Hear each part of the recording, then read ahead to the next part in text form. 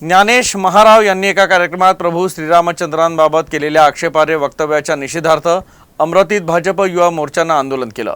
ज्ञानेश महाराव यांच्या वक्तव्यावेळी शरद पवार उपस्थित होते, त्यामुळे शरद पवार यांच्या विरोधात देखील जोरदार निदर्शने करण्यात आली।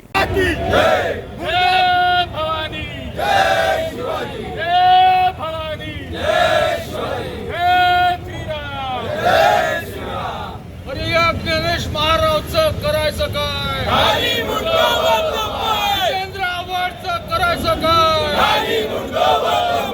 केंद्र आव्हाड मुर्दाबाद, शरद पवार मुर्दाबाद। शरद पवार हे हिंदू द्वेष्टे आहेत। वेळोवेळी शरद पवारांची हिंदू द्वेषाची भूमिका ही वारंवार दिसत असते। छत्रपती शिवाजी महाराजांना जाणता राजा न म्हणणे आणि स्वतःला जाणता राजा लावून घेणे हा मुद्दा जसा समोर होता, तसाच आता नुकताच त्यांनी संभाजी ब्रिगेडच्या एका मंचावर कोणी ज्ञानेश महाराव नावाचा कोणी इसम हा प्रभू श्रीरामचंद्राबद्दल आणि पूर्ण महाराष्ट्राचं आराध्य दैवत असलेल्या स्वामी समर्थांबद्दल अत्यंत टोकाची द्वेषमूलक आणि त्यांच्यावर टीका करणारी आणि अतिशय घाणेरडे अपशब्द त्यांच्याविषयी वापरत होता।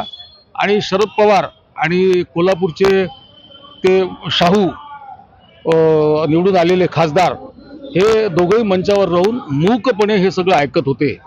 तर असं आहे की मनी नाही भाव आणि म्हणे देवा मला पाव हे सगळे नाटकं निवडणुकीसाठी आहे।